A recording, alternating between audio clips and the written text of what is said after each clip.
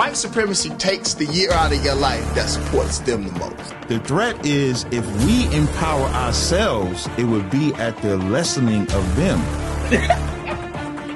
Here's my Social Security number. Fucking here it is.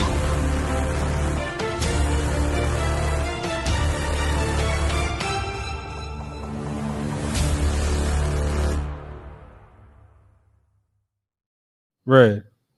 But there's another color. Blue. Blue. Listen, Donald Trump had a white boy summer rally, and the colors were red and blue. Red and blue. Take me to LA now. Let me talk to the trooper now. Trooper, are you there? Give the trooper a hand again. The Water Warrior.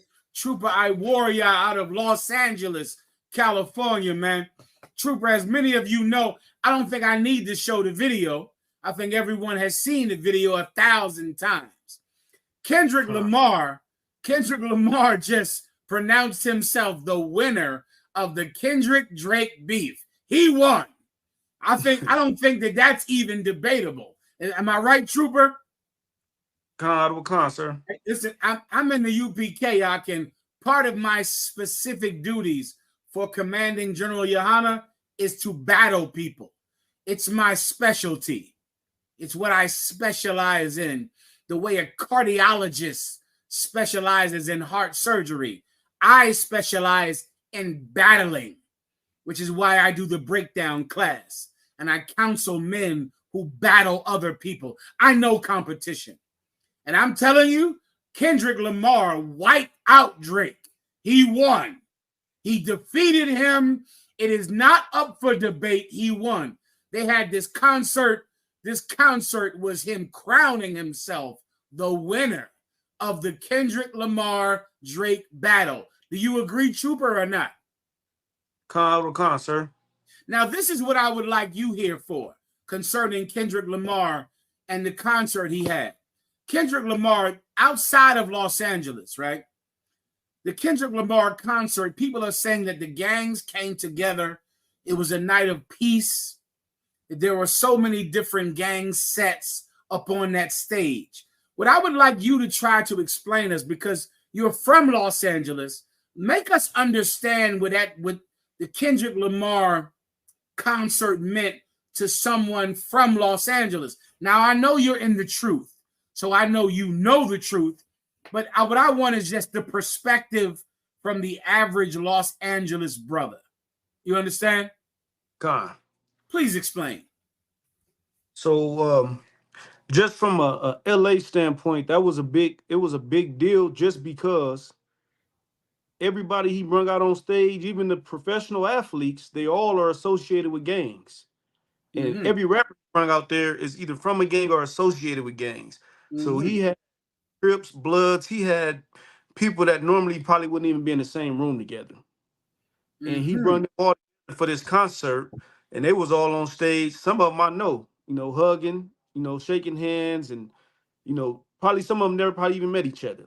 But Kendrick brought all them together, and it's a big deal to LA people because this is the first time that really happened in a long time for us, for the younger generation, because he brought a lot of younger dudes on there.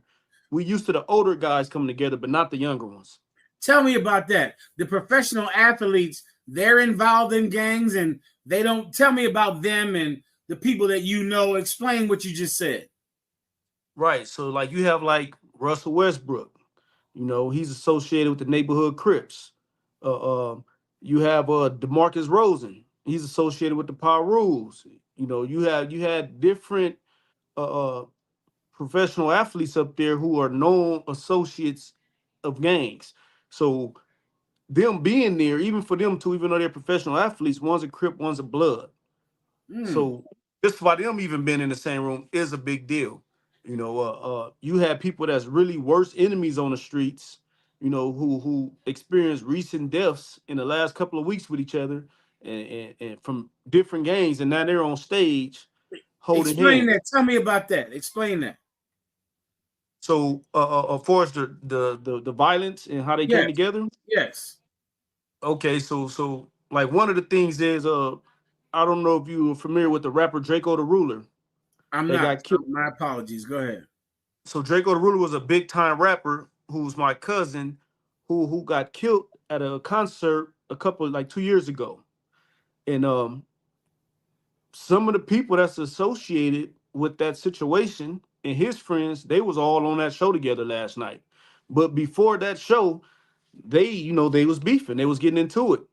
But they came together and they was in the same room that I know about since the first time that he died.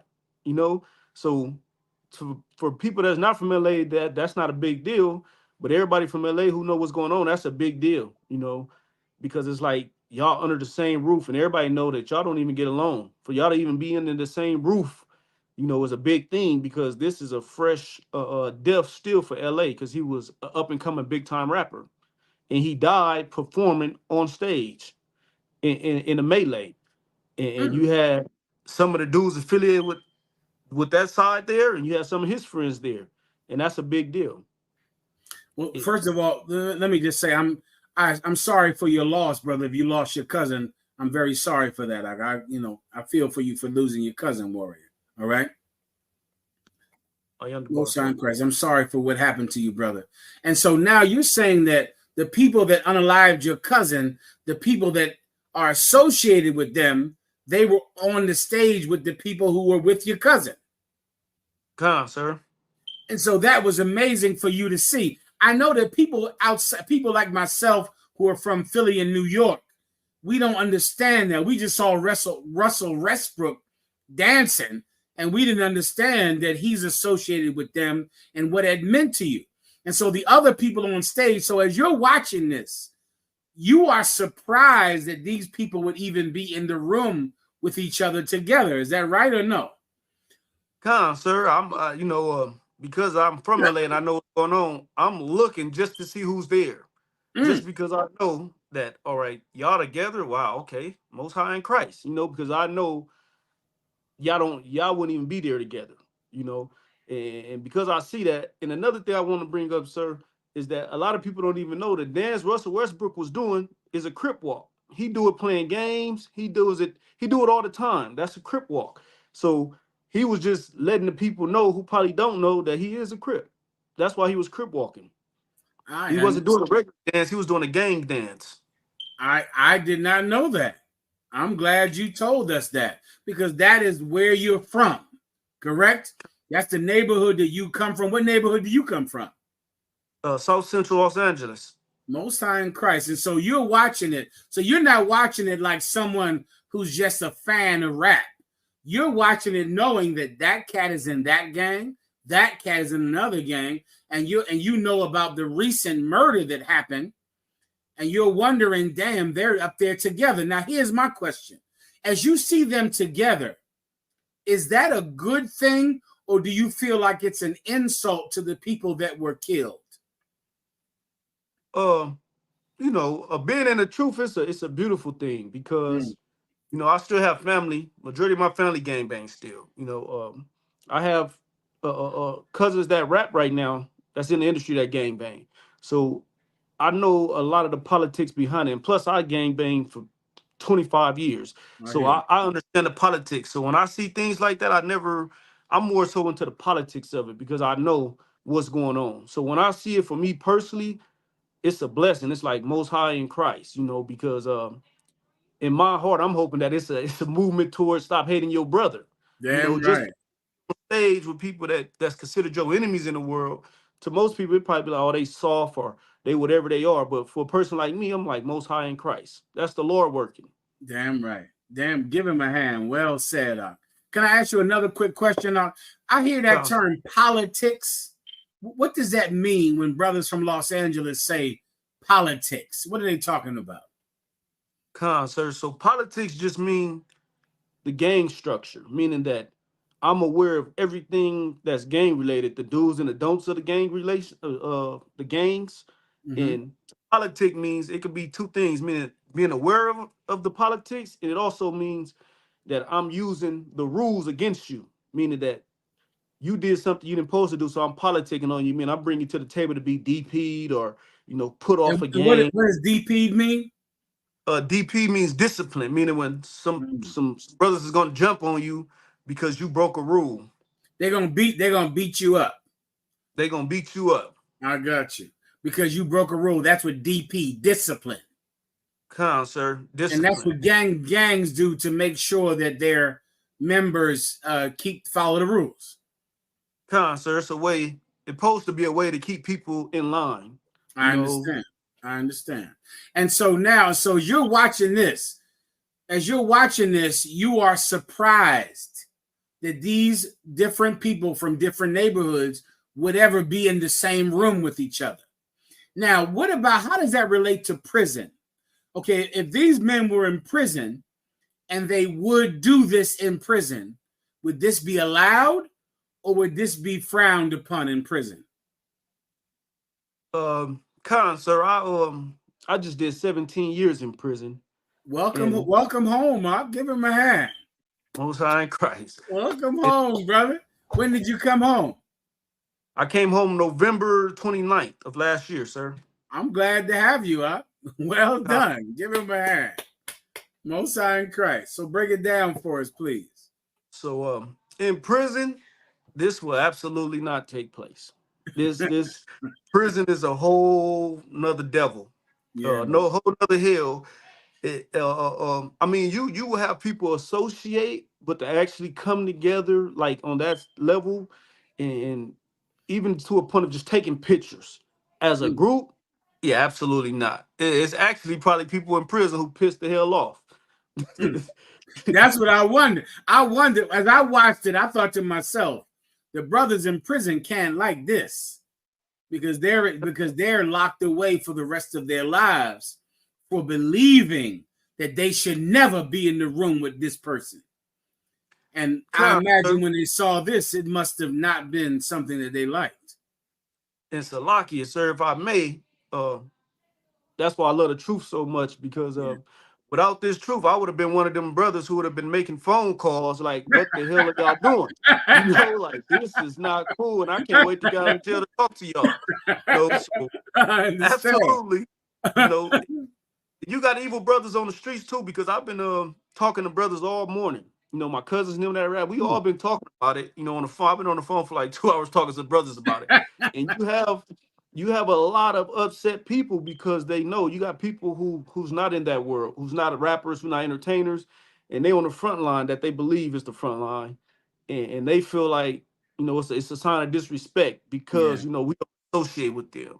Yeah. But for the brothers who are a little bit more laid back and understand what's going on, it's a beautiful thing. You know, it's a beautiful thing. To people outside of LA, they probably just think like, oh, it's just a bunch of rappers coming together. It's no big deal. They had a fun night. Now, that's a very big deal because, like I said, the last big LA festival that they had, my cousin got killed at. You know, it was a Crip and Blood issue, and my cousin got unalived. Salakia. My cousin got unalived. So for this to happen and it to go peaceful, that's what people don't talk about either. It just didn't happen. It happened peacefully. There wasn't no fights. There wasn't nothing that I even heard about of arguments or nothing. It was just a peaceful celebration, and that's what I'm more focused on. Damn right, Doc. And to you being in the truth, how'd you find the truth anyway, Khan, sir. My cousin Zadanyala, he was in the truth, and we wound up selling up, and that was my first introduction to the truth. And he just told me, you know, I'm a Hebrew Israelite, and this is my favorite cousin who I haven't seen in like 16, 17 years. And, you know, when I last seen him, he was a blood. So I expect to see my turned up blood cousin. When I seen him, you know, he was in the truth and he was pushing strong. And that's where I got the truth from. Most High in Christ. Give him a hand. What's your cousin's name again? Zadanyala. Zadanyala. What city is he in? Los Angeles. He's still incarcerated right now, sir. Most High in Christ. He's right here listening tonight. Come on, sir. Most High in Christ. The water for his service too, brother. He's done a service for this truth, brother. And I thank the Lord for you, brother. And let me tell you something. The reason that Commanding General Yohana kept this truth alive and made sure that it stretched all the way out to the West Coast and across the globe was for brothers like you, because he always knew you were out there. He always knew. He always knew that there was a seed in Israel that loved each other. And let me tell you something. I know it's hard to understand for most people, but love is going to conquer hate. It's going to do it. We have enemies that hate us, but love is going to conquer hate. And you're the evidence of that. You are a testimony for the fact that love is stronger than hate, brother. And I thank you for your service, I appreciate you for coming in this school, brother. Well done, trooper. Well done. So let me ask you another question if I could. So now let me ask you this question. Okay, now, of course, you know, I've been around a few years. You understand that, right? Come on, sir. You know, so, okay, in my lifetime, I have seen Crips and Bloods do different things where it seems like they come together. Different neighborhoods in New York. I've seen Snoop Dogg do it a couple of times. I remember there was a song when I was young, and it was a song called All in the Same Gang. You ever heard that song before? Sir. Oh, listen, I'm thank the Lord. I'm about to show you something now. When I was a kid coming up, New York, play this out. I Shah Ya Allah. Play All in the Same Gang. That's the name of the song. This song came out back in the 90s. I'm from the East Coast. I was raised in Philly. I spent a ton of time in New York under Commanding General Yohana. I remember this song when I was like in high school. It's called All in the Same Gang. Watch this song, please, War Trooper. Go ahead.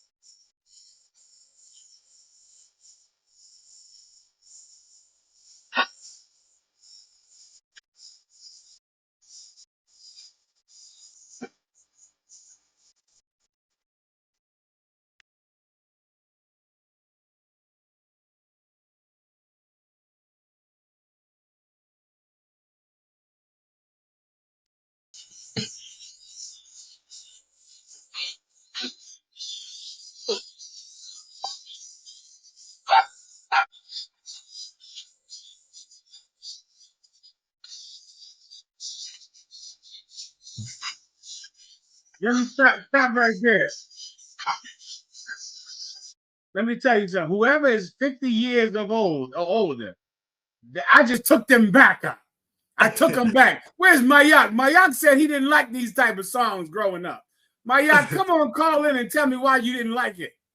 Let me tell you, okay, and from my experience, I've seen this happen before. I remember back in the early... Sir. Go ahead. He said Amalek didn't like these types of songs. Oh, Amalek, Salakia. Amalek didn't like these. This, okay, to my memory, I remember also there was a gang truce. Wasn't it back in the 90s? Am I wrong? Yeah, like 94, 90, like 92, 94. 92, 94, there was a gang truce. What happened with that? It was crazy too, because my dad was actually one of the people who spearheaded that movement. Mm. So that movement lasted a long time, but it wasn't with all gangs. It was with specific gangs.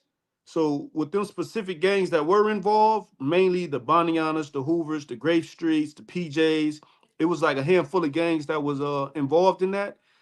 That lasted all the way to like the early 2000s, like 2005, 2006. And what I never heard of the Bonnianas before. What is that? So the Bunny Hunters, they're Bloods. They're like one of the biggest blood hoods in Los Angeles. They have projects. They had the biggest projects in California, and they're a very known gang. Mm. And that's was one of the people who really they're actually one of the first blood hoods who actually clicked up with Crips. So they're I like really, understand. because a lot of their allies is Crips in their bloods. And how do people refer? How do people do they consider them, real Bloods, or do they not like the fact that they click up with Crips? Oh, well, they actually one of the most hated and feared bloods in Los Angeles. It's like especially for like the rap world, the sports world. They're like a referred to gang. Like people, because they're so big and notorious, people like us try to associate themselves with them. So a lot of rappers like YFN Lucci, you had the Migos, you had a lot of rappers that ain't even from California. When they come out here, they want to take pictures. 6ix9ine before he told everybody want to take pictures in the projects because they have a notorious hood. So I it's got like I get the approval of them because they're known as a treacherous gang. So if you a rapper and you could go over here and make it out, you're looked at as like somebody special. And this I is also understand. Kendrick Lamar. He grew up over there too, even though he's not from there. The group he signed to, TDE, all the people from there is from the projects. I'm glad you brought that up. Now, as I watched the video, right, it seemed like it was mostly people wearing red on the video.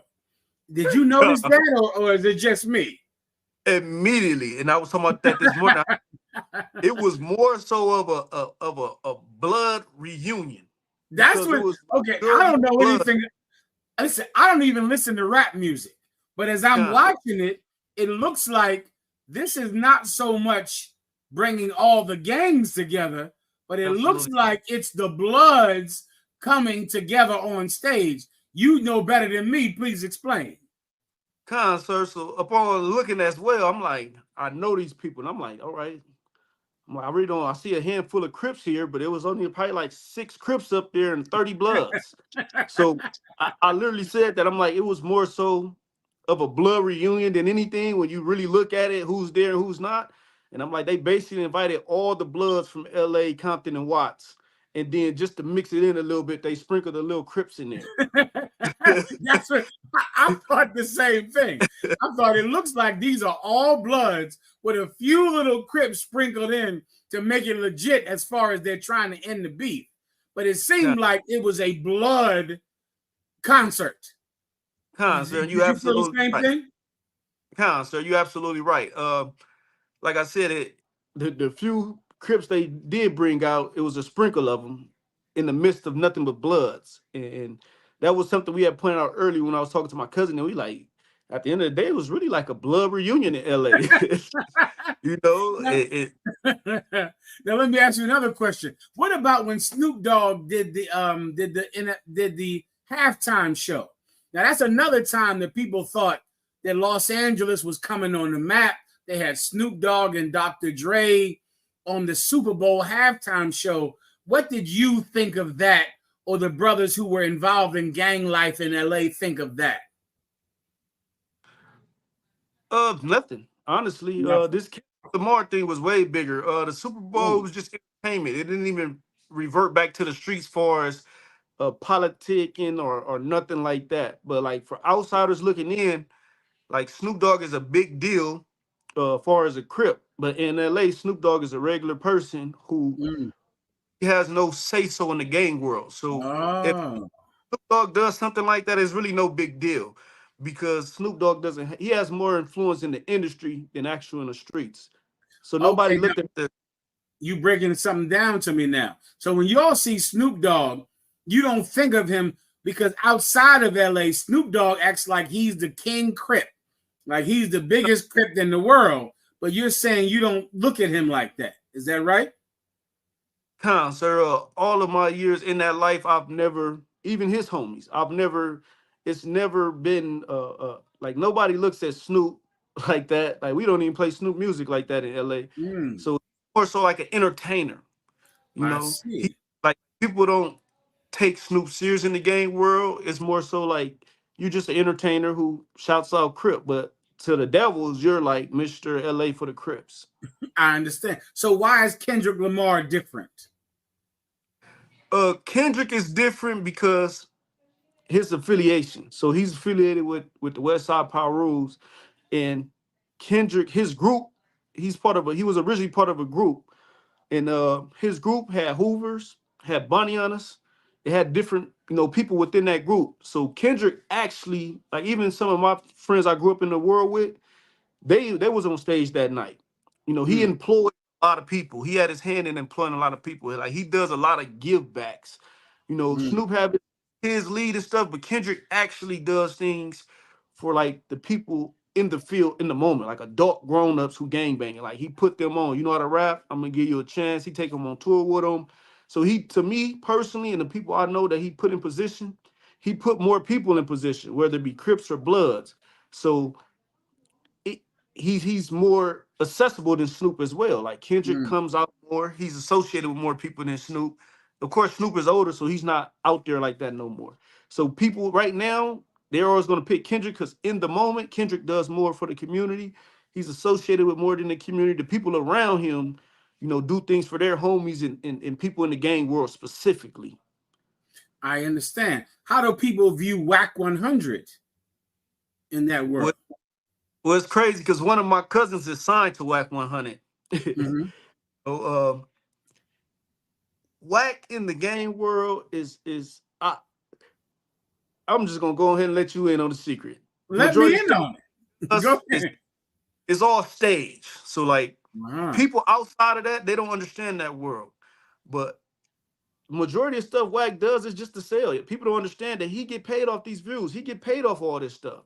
So majority of the stuff that goes on is a simple understanding of, hey, we about to trick America today. We're gonna act like we getting into it. We're gonna act like we hate each other. But people don't even know these people talk all the time. They see each other. They're not enemies.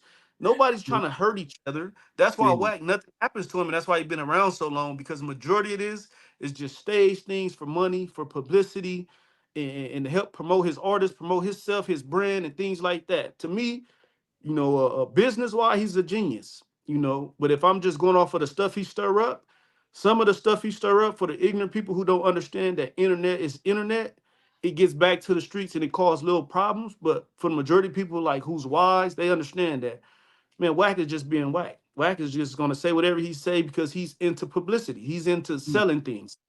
He's just a master seller.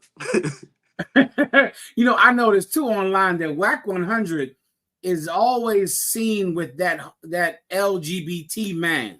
What's that man from the LGBT community out there in LA? What's his name? Talking about the light skinned dude? Yes. I can't think his name right now. It's on the tip of my tongue. But yes. Someone type his name in the chat and put it up on there. Now, how do people feel about Whack 100 being with a openly gay man on his show, talking to him, interviewing him? I know you know what I'm talking about, right? Come on, sir. Now, how is that viewed? Wack is kind of like, so Wack is not from LA. He's from Pacoima. Okay. Which, the valley, far from LA. That's why everybody be on Wack, like, why you in LA business? Because you're not even from out here. So nobody really Wack serious because Wack been like this. Jason Lee. Jason Lee. That's the light skin. Yeah, Jason Lee. So Wack, like I said, Wack did a gang and stuff. He brought 6ix9ine around. He gang of things to where I think everybody understands that he's about money. Like Wack is more known on the internet once again than in the streets because once again he's somebody that nobody really takes serious. We know you really from where you from, but at the same time we understand that you also since you've been like in the public eye, you've been like getting more outrageous with things. So nobody really takes him serious anymore, you know? Okay, good, because I also noticed that some people who claim to be gangbangers also make sure that everyone knows that they're not homophobic, that they're not against gay people. Have you noticed that? Well, so I got a bombshell for the world. I'm waiting on it. I'm waiting Gangbang for you to bring it up. Sir, gangbangers have one of the biggest LGBT communities there is. You know, whether it be on the streets, whether it be in jail, you know, gangbangers is some of the biggest LGBTQs you will meet. The only difference is that they're going to disguise it as I'm turned up in the streets. I'm a tough guy, but everybody knows. Like even me growing up, I always knew that it was homosexuals within the gang. And it was just an unspoken rule that people didn't talk about because guess what? He's a killer, but he's a homosexual. You get what I'm saying? So nobody speaks about it, even in prison. You get prison, and I remember going to prison and they like, oh yeah, this is wooty woo woo. And it's like, yeah, I've been hearing about it forever. And it's like, yeah, but he's a booty bandit. And it's just like, what?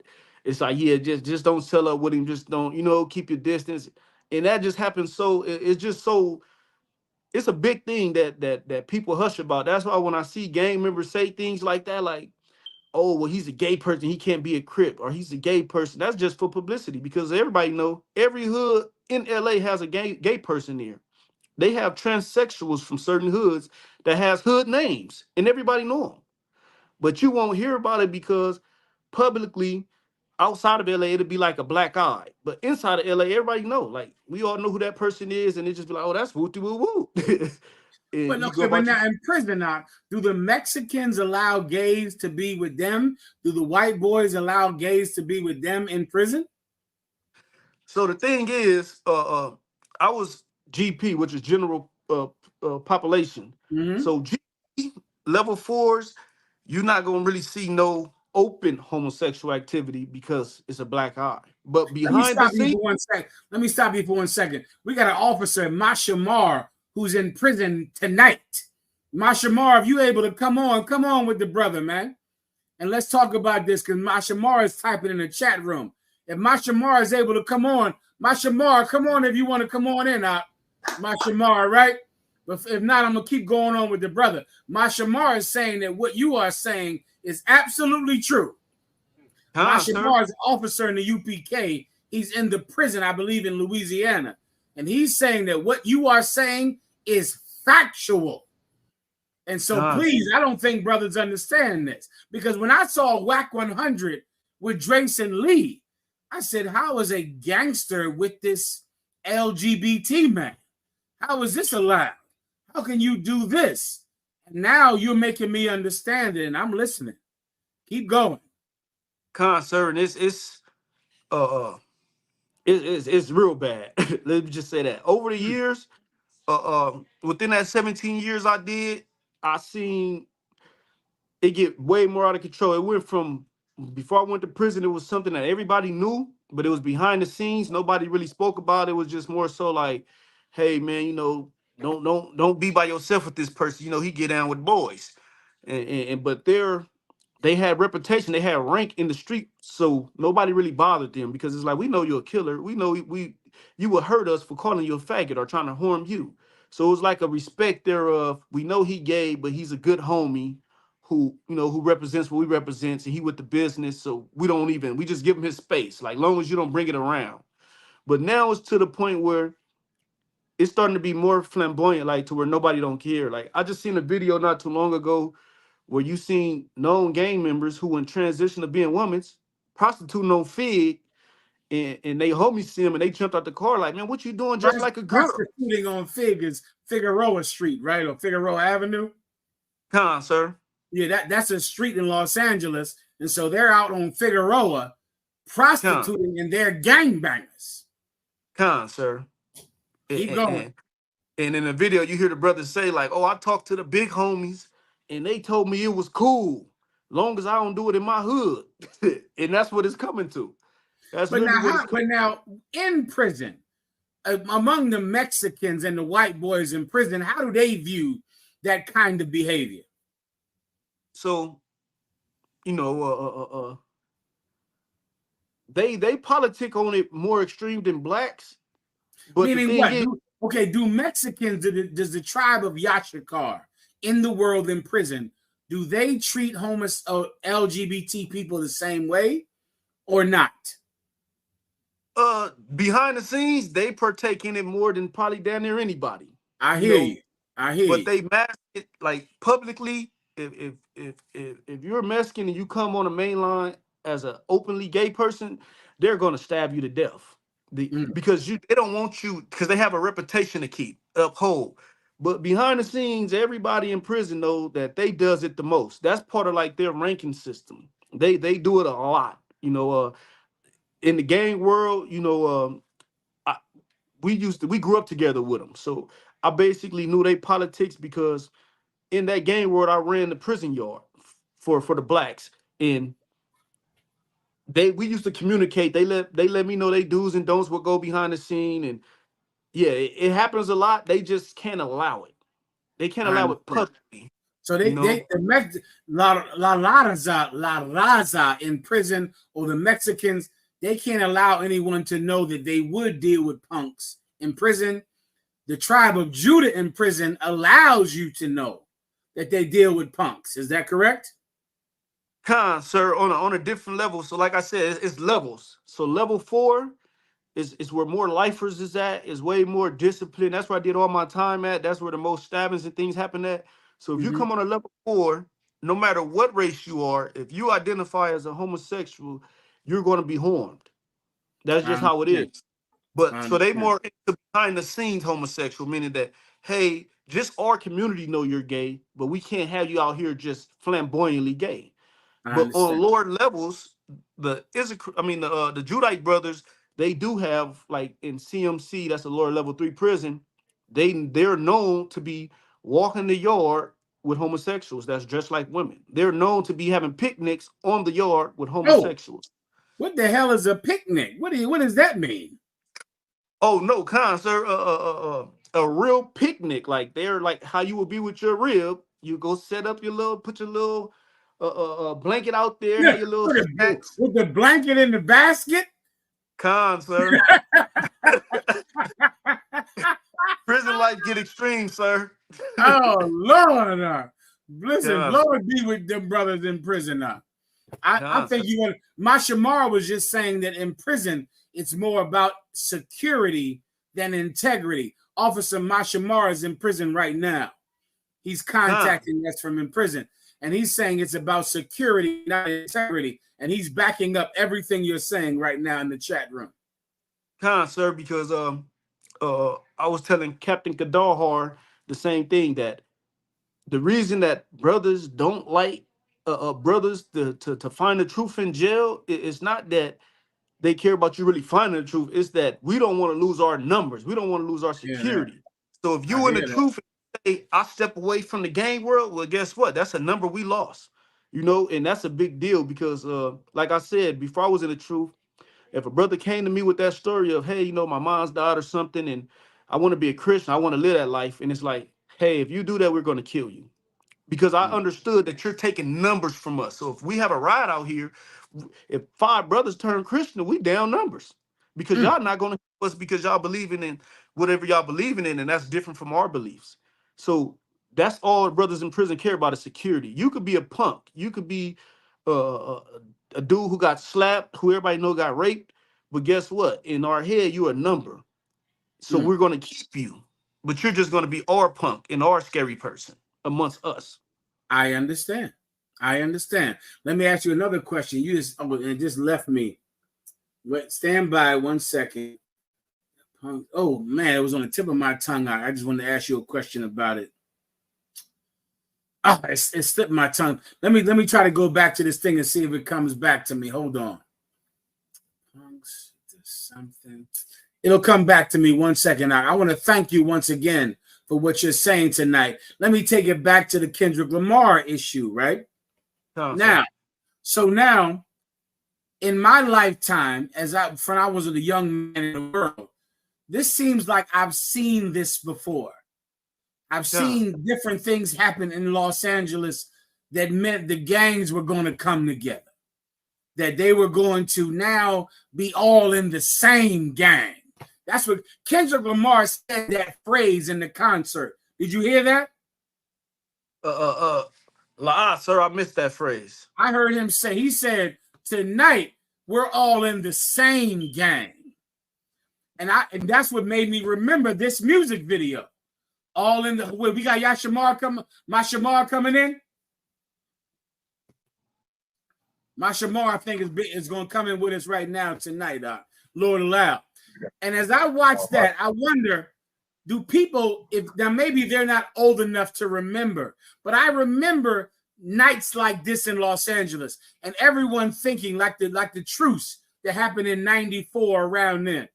Everyone thinking that it was going to change things, and it never changed anything. Do you think that? Do you remember those times? Do you think that the night that Kendrick Lamar had on stage will have any long-lasting effects or not? Sir. Absolutely not. That was just, people got to understand that, like you said, this happens quite frequently over time. It's just a Nipsey Hussle did it before he died. Yes, he did. Yes, he did. When he died at his funeral, all the gangs came together for about 9 hours, and then 3-4 people was unalive. So, no, it's not going to change nothing, because people don't understand that. It's just like he said in his own statements, we all are one gang tonight, which meaning just for tonight. That's all it is. And tomorrow, for most people, is back to business. Even at that concert, some people was doing business and doing evil things that night that wasn't there, that don't care about that concert. And more importantly, Kendrick doesn't have a influence on gang culture in the real world. He could bring rappers together, but can he get out there and bring actual hardcore street gang members together? Absolutely not. Because you have to be a part of that life to bring it together. People got to respect you streetwise, meaning that we understand that you out here with us. You're not the money machine. You're out here with us front line. And them are the people, even in '94, who brought the gangs together. It was the people that was on the front line who was living that life who did it. Anytime it comes together, it always is the people who's actually on the front line. Kendrick is not on the front line, so he would never have the authority to bring actual street people together and make it last. He could bring them together for one night, because guess what? Them people that was there, they getting paid, or they getting publicity to their name and to their music. So it wasn't just like I came out of the love for my brother. I also came because I understand this is a big opportunity for me career-wise, for a lot of them brothers that was up there, because a lot of the brothers that was up there was underground rappers. So this is it. For me to be on this stage, it's going to get my name out there. It's going to get me known. And for some of them, all of them didn't get paid, but for some of them, I got a check. So you damn right I'm going to come up there and say hi to my enemies. And so now, let me ask you a question based on what you just said. Why don't the brothers who are in the streets, who are in prison, who see the damage that this lifestyle has done, why don't they change anything? Why don't they end it? So they're in prison. They have hurt. They've been hurt by this culture. They know it's going to hurt their son. They know it's going to hurt their little cousins. If Kendrick Lamar can't do it, why don't actual old heads in gangs, brothers who are respected in gangs, why don't they do it? So like, if I may, sir, me personally, we actually, even being in the truth in jail, I sat down with reputable people who run their hoods, and we tried to do that. But in with trying, it's just so many fractures to gangs. Like, it's just not you dealing with one gang. You dealing with one gang that got 10 different streets with 10 different generals and 10 different ways of living, even though they bang the same gang. So I can get a peace treat with this gang, with this street within that gang, but then another street within that gang will be like, no, we ain't with that. You get what I'm saying? So it's so many different fractures and layers of these big hoods. And a lot of times them big hoods don't even get along with each other. So it's like, yeah, we all from the same hood, but we don't get along with that side of our hood. So if they do something, doesn't mean we're going to do it, because we don't even like them. And that was like the brick wall, even now, that I continue to run into. Like I could deal with brothers on individual levels, and they'll be all for it, and they have the authority to make it happen for their street, but not for their streets with an S. Because when they go talk to their other homies that's from a different street than them, but the same hood, it's like, yeah, nah, we ain't gonna do that. You know, or we'll see how it works with y'all, but we don't believe in that. Because in 2006, before I went to jail, we actually tried to do it. It was the Hoovers and 6 O's at the Coliseum, and the Muslims did it. Uh, and we came together. We had a sit down. Uh, and it was just for a deceased gunfire. You know, it was public. It was on TV and everything. And we were trying to figure out a way. How can we not come together like friends, but just stop shooting at each other, stop going to each other communities, hurting each other. You know, if I see a 6 over here, I ain't gonna do nothing to him. If you see a Hoover over there, don't do nothing to him. If anything, just tell the brother to get up out of here. But don't jump him, don't shoot him, don't unalive him or nothing. And we did that. And that was a brick wall we ran into that day. Two big gangs, the biggest two gangs in LA with different fractions. And half agreed, half didn't. So it blew up. And it never happened. How are the Muslims viewed in jail? Oh man, they some real deceptive people. You know, so most Muslims in jail are gang members. They just simply gang members. You know, they hardcore gang members who uses Islam to stay in and out of things. Like you have Muslims that, oh, I'm a Muslim when it's convenient for me. You know, if it's a riot about to happen on the yard of one's Crips and Bloods, it's like, I can't get into that. I'm a Muslim. But when it's Let regular me stop politics, you for 1 second now. Mashamar, did Mashamar want to come in? I think he just dropped off, sir. I'm not sure if he's having connection issues. Mashamar, let me know if he comes back in. Just interrupt me, all right? Go ahead. Go, keep going, Trooper. sir. So yeah, Muslims is man, that's like probably 50% of the prison is Muslims. You know, and some like the Muslims that's a little bit more deep into it, they completely step away from the gang life and they do their Muslim thing. But majority of the Muslims in prison are actual gang members that's still a part of that life. I have so many friends in the world still to this day that's Muslims that still gang bang, still hang out, still sell drugs. They still do everything they've been doing. The only thing is now they do it with, you know, I don't know if I can say it, but I call it a condom that they wear on their head. You know, Or kufi. I think it's called a kufi, but I get your point. Yeah, God, sir. So that's what they do it in. You know, I guess it makes them, you know, more spiritual when you put that on your head and you gang bang. My goodness. How about your father? What do you tell me about your father? Sir. So my dad passed in 2020 from cancer. I'm sorry to hear that. The water, sir. But before that, my dad was actually a gang leader of the Hoovers, and he was the reason that I started gang banging and did everything I did. Majority of people in my family that gang bang to this day, everything steals from my dad. You know, and you know, my dad, you know, and now I'm in the truth. I can openly admit things like this because I was that way too. Man, my daddy was, you know, he was evil. You know, that's just the truth. You know, the gang life, you can't really be in the gang life. You can't have a reputation. You can't be a reputable in the gang life and not be evil because that's how you get. You have to be evil. And my daddy started Hoovers in different states, Texas, in Beaumont, Louisiana, everywhere, and at the end, you know, as you do evil, you pay for your evil ways. Yeah, man. What you're saying is mine too, brother. Mine too. And so many of us out there listening, you know, we come from something that if we continued it, it would continue death. And it's been the fight of our life.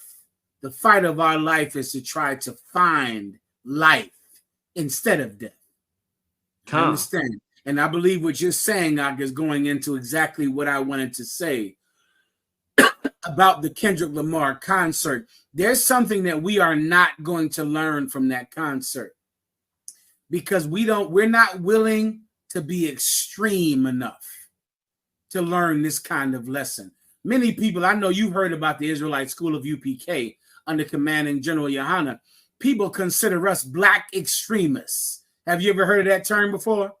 Oh, that's Absolutely. What. Listen, you're a trooper now in the UPK. Now you're one of us, and you are going to be called. You are going to be called a black extremist from white people who support the Confederacy, from white people who support racist politics, racist American industries.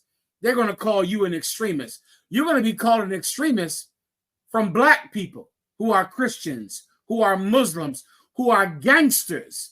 They're going to call you a cult member. That's what's going to happen. Those same gangbangers who believe in a culture of death, they're going to say you went and joined a cult. They're going to say you are an extremist. But let me tell you something about Los Angeles. The problem with Los Angeles is that you're not extreme enough. And that's why none of your solutions work. Every solution to the gang problem in Los Angeles is a mild solution. It's a solution where we can continue our culture, but we change it for a day. We change it for a year. We change it on this block and not that block. The problem with gang culture in Los Angeles is that you brothers were not extreme. Trooper, I'm going to teach you how to be extreme. How to be extreme. And being extreme, you're going to eradicate the violence that took your father, the violence that took your friends, the violence that took your neighborhood. But you got to be extreme to do it up. Can I show you an extreme thing, Trooper? Give me Matthew 24. Give me you resist not evil in the book of Matthew 24. Here's what you won't learn. Let me tell you, Trooper. Give me New York. Do you have what you heard what I said, right?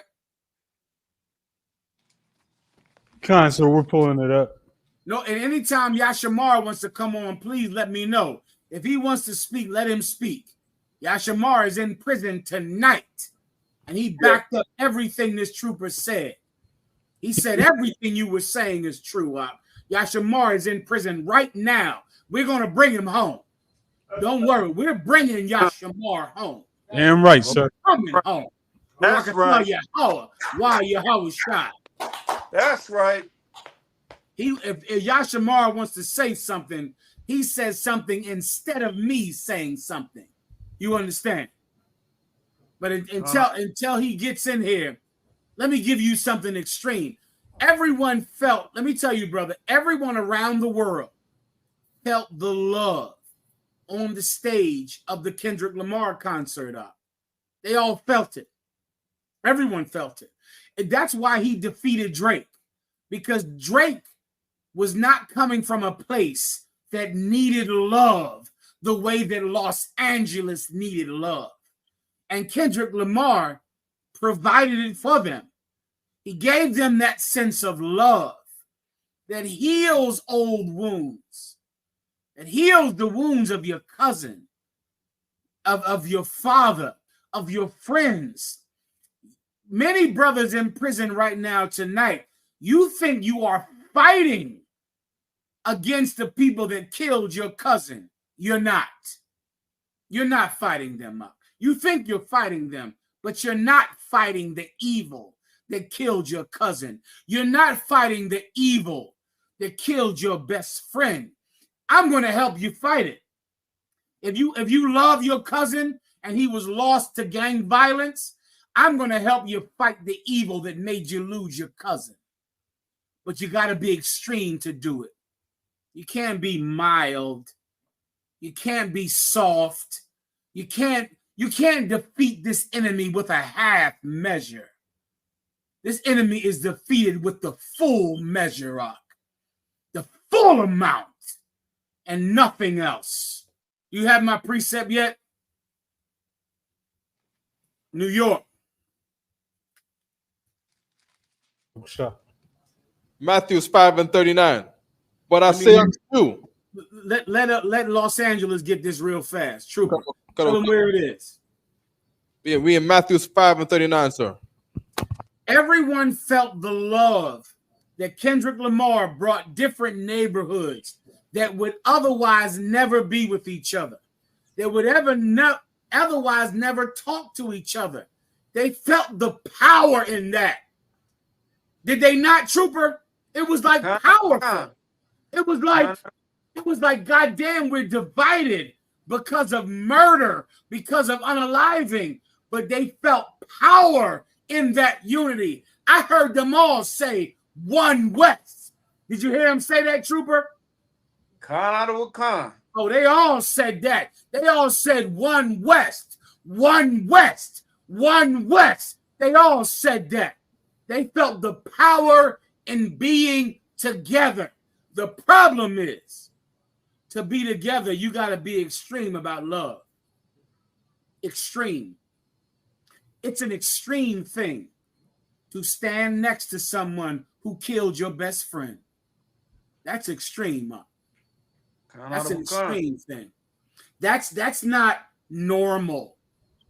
That's not polite. That's not society.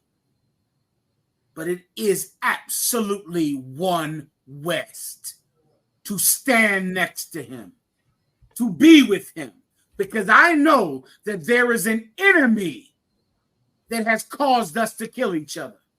Let me ask you a question, Trooper, before I read this scripture. Have you ever thought about the fact that the American flag is red and white and blue? Has anyone in a gang in Los Angeles ever thought that's very coincidental, that we are fighting each other and you're red and I'm blue? Has anyone ever even thought about that your colors in the Crips and the Bloods are the same colors in the American flag? Have you ever thought about that? Sir. Things like that in politics, honestly, coming from that life, you don't even pay attention to that. That's not even a thought process. And as a kid, you pledge allegiance to the flag and you do all them things, but that never crossed my mind. Let me tell you something, because it's extreme for it to cross your mind. You brothers are killing each other over red flags and blue flags, and never even realize that that's the color on the American flag, red and blue. Gangs in Los Angeles are just continuing American culture. They're American. There is an American that wants you to kill each other. And that American is what color? White. White. The red, the white, and the blue. This brother just said that he never even considered that the flags on the American flag are the same colors in gang culture. And it's just never even thought about it. Never even considered it. They don't want you to consider it. Mashamar, are you there? Khan. Hey, Shalom. Y'all about Shimmy Shah Brakathum. Y'all about Shimmy Shah Brakathum. Give Mashamar a hand, Akim. Mashamar, what did you want to bring out, warrior? I'm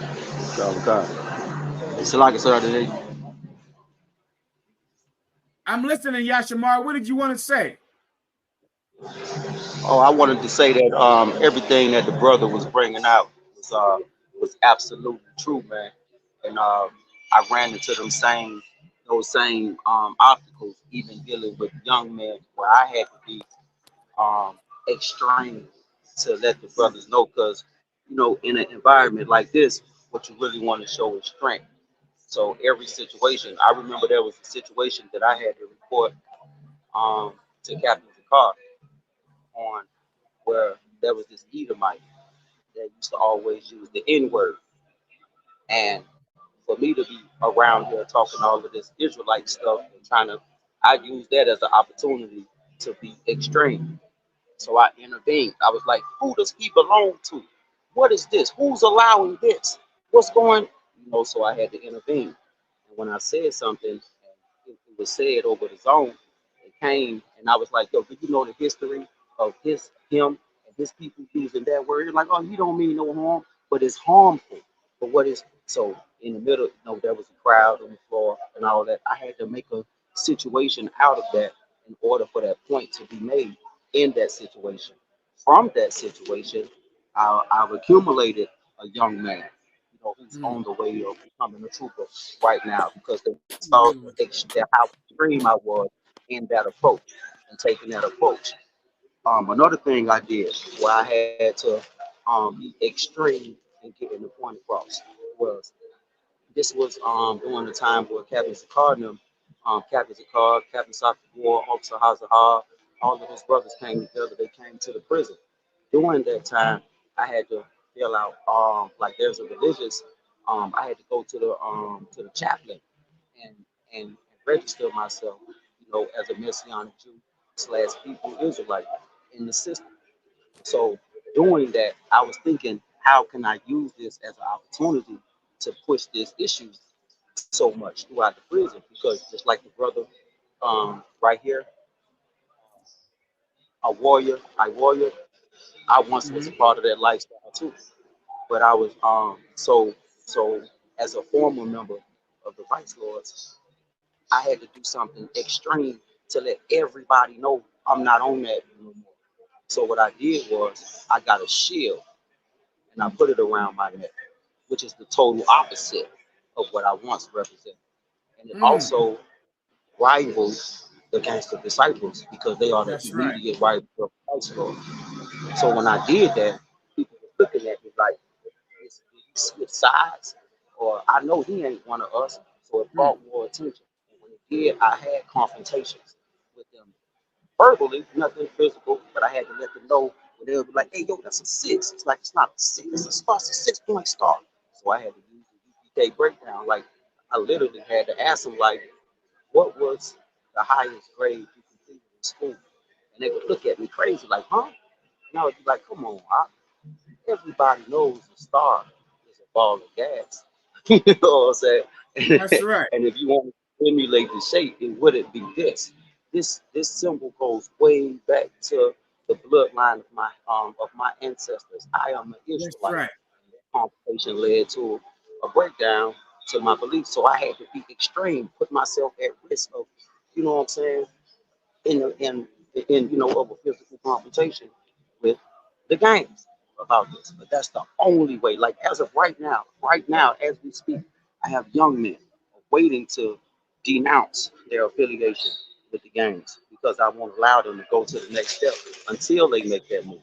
So they come in, they checking in, and they making their check-ins, they doing what they say, but I won't allow them to make that next move until they get rid of that. Because I keep explaining to them that no man puts new wine into old bottles. You have to become a new person. And until you do away with that, there's no way you can love your brother and be a part of that. You know what I'm saying? So that extreme approach is the only approach to establish the truth in the Give penitentiary. Because they Mashamar a all hand up. And Mashamar, kind of when you just said, when Mashamar just said, I'm sorry, when Mashamar just said you can't put new wine in old bottles, it almost made me cry because that is what I'm trying to teach you tonight. The problem in Los Angeles is that every few years, some rapper brings Crips and Bloods together, and all of us on the outside of Los Angeles, we feel happy.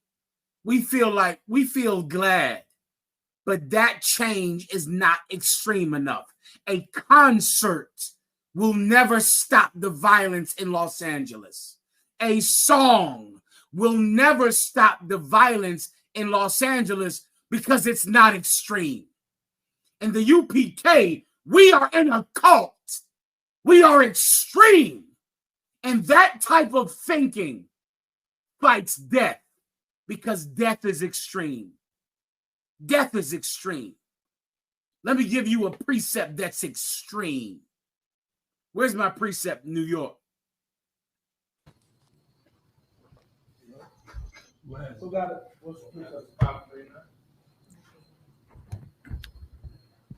Come on, sir. Read. Matthew 5 and 39. It was But I said of say unto times, you- it was said of times past. That's where you should start. Lucky, sir. Salakia, what was the verse? I was looking at 5 and 39. Matthew's 5 and 39. Let me hear it. Cover car, sir. But I say unto you that ye resist not evil. One verse above it. Cover Khan, ye have heard that it has been said, an eye for an eye. Listen carefully, out. Let me tell you why all of our cousins died. Why there's so much gang violence in New York, in Louisiana. Let me tell you, Mashamar said he was a vice lord in the world. And when he came into the truth, he wore the shield of David, the Magun Davidah, which is the symbol of the gangster disciples. And he still wore it. And that must have drove them crazy in that prison, because the shield of David is the symbol of the gangster disciples, the rivals of the vice lords. He still wore it. That's extreme. That's risking his life. In doing so, he showed men that he is not a man. Mashamar is not a man. He's not human. He is representing something that is supernatural. That's what must be done. It was said of you in times past, an eye for an eye. An eye for an eye. Put Los Angeles back up on the screen. That's normal, right? You killed my cousin, I kill your cousin. You fought my friend, I fought your friend. You stabbed me, I stab you. That's an eye for an eye. That was law. That was biblical law at one time. Biblical law. Keep going. And a tooth for a tooth. If you knock out my tooth, trooper, what should I do to you? Knock out your tooth. Knock out your tooth. That's gang politics, is it not? That's politics. That's the rules. You hurt one of ours, we hurt one of yours. Brother, a long time ago, that's what every Israelite was doing. Every black and Hispanic was doing that in the land of Israel. We did that. And we thought it was righteous. We thought it was justice. The same way you think it's justice in Los Angeles, in Chicago, in Mississippi, in where's my Shamar from in Louisiana, in North Carolina. The Crips and the Bloods are everywhere. I had a council today about a 8-trade gangster Crip organization in North Carolina. Today, it was today, about 3 hours ago. They're everywhere. One of them is red, the other one is blue. None of them know that's the same colors of the American flag. Keep going. Go to Akan, verse 39. But I say unto you that ye resist not evil. What does that term mean, Los Angeles? You resist not evil. Translate that to today. What does that mean? You resist not evil. Try, just give it a shot. If I may, sir, it means don't go along with it. Just think about you resist not evil. What does the word resist mean? The word resist means fight. Oh, fight. If there's a resistance, that's a fight. If I'm resisting you, I'm fighting you. So I'm telling you, if you take his eye because he took yours, if you take his tooth because he took yours, you are not resisting evil, which means you are not fighting evil. You think you are. In Los Angeles, you think you're fighting evil because someone from the gangster Crip disciples, from the gangster Crips, stole a leather jacket back in the 70s. And so now the neighborhood Crips think they're fighting that evil because they're trying to steal our leather jackets back in the damn 70s, back in the 80s. We think we're fighting evil because they did something to us. Now we do something to them. Can I give you something extreme? You're not fighting evil by doing that. You're not fighting it at all. I say this unto you. You resist not evil, and an eye for an eye, and a tooth for a tooth. Keep going. Smite thee on thy right cheek. Turn Read that to again. Read that again. but whosoever shall smite thee on thy right cheek, turn to him the other also. I give him the other also. If you want to fight evil, someone hits you, I turn to him the other also. I give him this other side. You smack me on this side. You know what? I'm giving you another chance. I'm giving this to you. I gave you this cheek. What did you do? You smacked it. I'm going to give you another chance because I don't want to kill you. I don't want to kill you. I gave you my right cheek. You hit it. You know what? I'm giving you the other one. I'm giving you another chance. That is extreme. That's extreme. That's what Los Angeles is not prepared to do.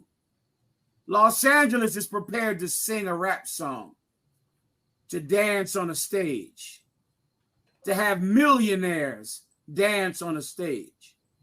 They're millionaires. Kendrick Lamar, what's the man's name who plays for the Clippers? Russell Westbrook.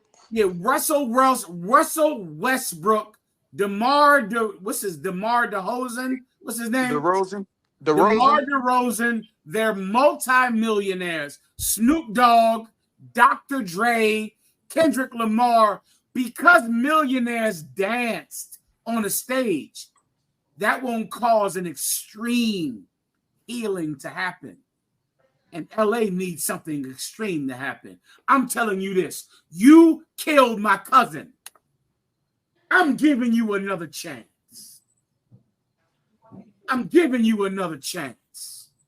I'm not going to hit you back because I know that my enemy wears red, white, and blue. That's what he wears. And I know he is the reason that we're killing each other. The red, white, and blue. He's the reason we're killing each other. He's the reason we're fighting each other. The red, white, and blue is the reason we're killing each other. That's extreme, Mark. That's extreme. Keep going. Khan, verse 40. And if any man will sue thee at the law and take away thy coat, let him have thy cloak also. That you want something from me?